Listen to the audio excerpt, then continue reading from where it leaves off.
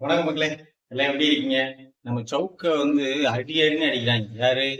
முஸ்லிம் சக்திகள். முஸ்லிம்னா ஏன் முஸ்லிம் சக்திகள் சொல்றேன்னா, திரை அதாவது திரைத்துறையில இருக்கிறாங்கல்ல, அத்தனை முஸ்லீம்களும் அடிக்கிறாங்க. ஏன்னு கேட்டீங்கன்னா, இவனுங்க கஞ்சா கடத்தினானுங்க, அந்த போதைப் பொருள் மெத்தின் அது இதுன்னு சொல்லிட்டு வெளிநாட்டுக்கு கடத்த ஜாபர் சாதிக்குன்னு சொல்லி ஒருத்தன் கடத்தினான் இல்லையா? அந்த கும்பலோட தொடர்பு இருந்த அமீரு அமீரை இவரு அடி அடின்னு அடிச்சாரு சோசியல் மீடியாவில.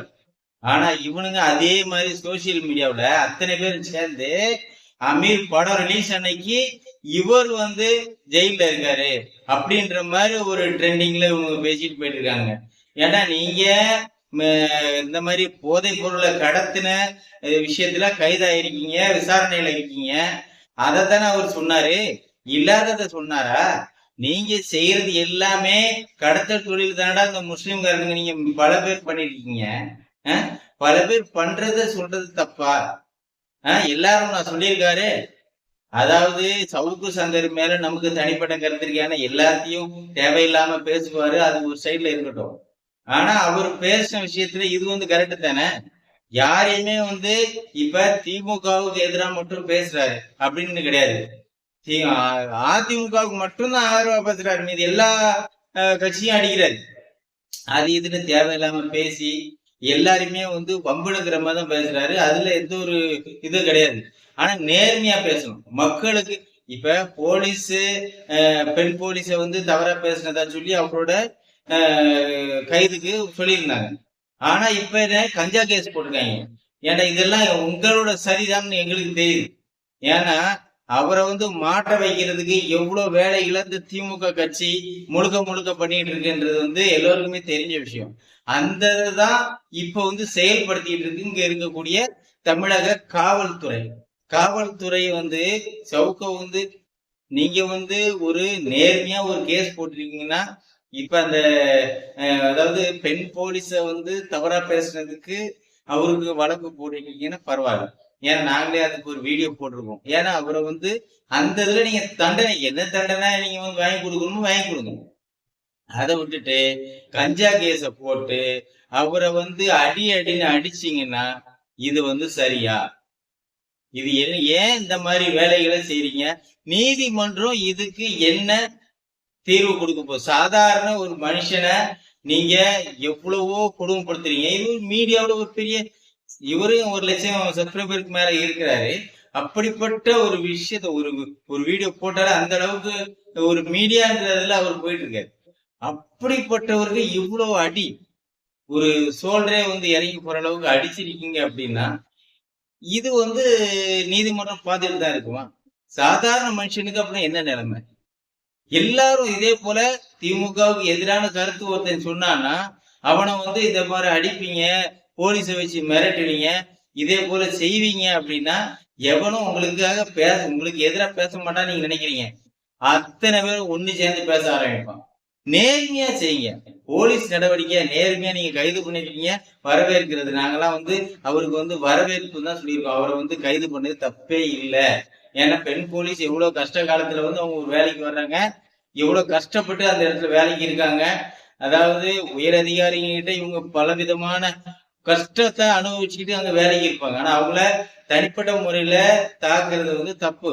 ஏன்னா அவர் உயர் அதிகாரிக்கும் இவருக்கும் தனிப்பட்ட முறையில ஒரு பகை இருந்தாலும், அருண் சொல்லிட்டு சொல்றாரு, அவருக்கு மேல இவர் ஒரு பகை இருந்தாலும் அதை வச்சு பேசுறாருன்னா அது பெண் போலீஸை பாதிக்கிற மாதிரி பேசுது. இங்க சவுக்கு பேசுறாரு. அதனாலதான் நாங்க கைது பண்ணது தப்பு இல்லைன்னு. ஆனா நீங்க கைது பண்ணி அடிக்கிறது எந்த விதத்துல கரெக்ட்? ஒண்ணு, இப்ப பெண்களை பற்றி தவறா இந்த மீடியாவுல பல பேர் பேசிட்டு இருக்காங்க. பல பேர் பேசிட்டு இருக்காளுல, அவளுங்களெல்லாம் எந்த லிஸ்ட்ல வைக்கிறது? திமுகவுக்கு ஆதரவா இருந்தா அவங்க மேல அரெஸ்ட் கிடையாது. இவர் திமுகவுக்கு எதிராக பேசுறதுனால மட்டும் அரெஸ்ட். இந்த அமீர் கூட தமிழ்வாணனா ஏதோ ஒருத்தன் பயங்கரமா ஒரு பேச்சு பேசியிருந்தான். ஏன்னா அமீரை அடி அடின்னு அடிச்சாராம் சோசியல் மீடியாவில. அமீரை எல்லோருமே செய்யதான் செய்யணும். ஏன்னா அவர் பேசின பேச்சு லாஸ்ட்ல நல்ல போதை பொருள் கடத்தவனோட கூட்டணியில இருந்துகிட்டு அவரோட காசை வாங்கி சுகபோகமா இருந்துகிட்டு இருக்கிற ஒரு அமீருக்கு இதுக்கு மேல யார் என்ன பேசணும்? இன்னும் நிறைய இன்னும் அவரும் அரெஸ்ட் ஆகணும். இன்னும் விசாரணையில தான் இருக்கீங்க. அமீர் கூட சேர்ந்து இருக்கவங்கள, அதாவது தமிழ்வாணன் இஸ்லாமிய நாயக அத்தனை பேரும் பல பேர்களை வச்சுக்கிட்டு இருக்காங்க. இந்த திரைத்துறையில வந்து இஸ்லாமியர்கள் நிறைய பேர் இருக்காங்க. நிறைய பேர் வந்து வேற பேர்ல இருக்காங்க, தமிழ் பேரை வச்ச மாதிரி. அதாவது உள்ளுக்குள்ள அவங்களுடைய சுயரூபம் இருக்கும். ஆனா இங்க பேர்ல மட்டும் ஏன்னா யாருக்கும் தெரிஞ்சிடக்கூடாது நம்ம யாருன்னு அப்படின்னு சொல்லி ஒரு திரையில வாழ்றவன் தான் அந்த திரை உலகில் இருக்கக்கூடிய இஸ்லாமியர்கள். ஏன்னா நல்லவன் எவனுமே வந்து உண்மையான, இப்ப அமீர் வந்து அவன் அமீர்னு சொல்லி பேர் வச்சிருக்கான், பரவாயில்ல, அவன் நேர்மையாவே, அதாவது இந்த ஒரு போதை பொருள் கடத்தல் வழக்குல தொடர்புல இருக்காரு மட்டும்தான் அவர் மேல ஒரு நமக்கு ஒரு இது தவிர, மற்றபடி அவர் ஒரு நல்ல மனுஷன் தான், நல்ல படம் எடுக்கிறவர் தான், அதுல எந்த ஒரு மாற்று கருத்தும் இல்லை. அதுக்காக இவங்க சவுக்கு சங்கரை நீங்க எல்லாரும் சேர்ந்து செய்வீங்க அப்படின்னா இது எப்படி ஆகுது? யாரும் ஏத்துக்க முடியாது. நேர்மையை பேசுங்க. அவர் வந்து போலீஸ் அடிக்கிறாங்கன்னா உங்களுக்கும் இதே நிலைமை வரும். அமீருக்கு விசாரணைன்ற பேர்ல அடிச்சாங்கன்னு என்ன பண்ணுவீங்க நீங்க? இதே போல செயல்கள் வந்து யாருக்கும் நடக்க கூடாதுன்னு சொல்லி பேசுங்க.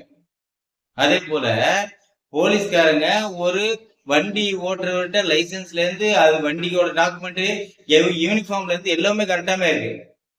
ஆனா லஞ்சம் கேட்டு 500 ரூபாய் கேட்டு அவரை வந்து டார்ச்சர் பண்றாங்க.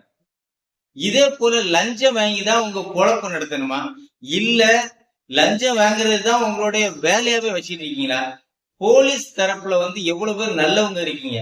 ஆனா இதே போல அதாவது வெக்கம் கெட்டவனுங்க லஞ்சம் வாங்குறதுக்காக மட்டுமே ஒரு வேலையை செய்யறதுக்காக அந்த வேலைக்கு வந்திருக்கவங்க இருக்காங்க. இவங்க ஏற்கனவே லஞ்சம் கொடுத்துதான் அந்த வேலைக்கு வந்திருப்பானுங்க. அப்படிப்பட்டவனுங்கள சொல்றேன். அதாவது தப்பு எல்லா செயலையும் இருக்கு. இப்ப நாமளே ஒரு தப்பு பண்றோம் அப்படின்னா அந்த தப்பை வந்து ஏதோ ஒண்ணு அட்ஜஸ்ட் பண்ணிட்டு போயிட்டே இருக்கும், அவ்வளவுதான். ஆனா இவங்க வந்து அந்த இதை காசாக்கணும்ன்ற ஒரே முடிவுல இருந்தா, அதாவது கவர்மெண்ட்ல இவங்களுக்கு வேலை கொடுத்துருக்குன்றது மட்டும்தான், மற்றபடி இவங்க அதை வச்சு எவ்வளவு பெரிய ஆதாயம் தேடிட்டு இருக்காங்க. ஒரு சட்டம் ஹெல்மெட்டுக்கு போட்டாச்சு அப்படின்னா ஹெல்மெட்டு எல்லாருமே போடணும்ன்றது வந்து கரெக்ட். ஆனா அந்த ஹெல்மெட்டை வச்சு இவங்க சம்பாதிக்கிறது தெரியுமா? அதாவது அதுல 2 பேருக்கு மோசமான ஒரு சட்டம் வந்து கரெக்ட், அந்த சட்டத்தை செயல்படுத்துறது ரொம்ப தப்பா இருக்கு.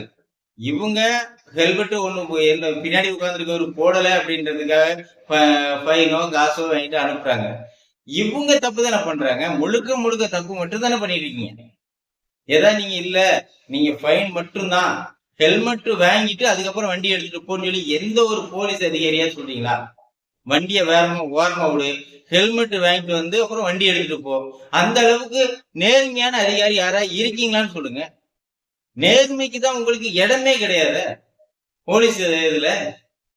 யாரும் ஒருத்தவங்க 2 பேரை தவிர நேர்மைன்றதுக்கு இடமே இல்லை. அந்த நேர்மையா இருக்கிறவங்களுக்கும் உங்களோட இதுல வந்து மரியாதை இருக்காது. இதுதான் நடந்துட்டு இருக்கு. அதனால எல்லோருமே போலீஸ் அப்படின்னா அதாவது நீங்க வந்து இந்த மாதிரி செயல் பண்றதுக்கு நீங்க வெக்கப்படணும். வணக்கம்.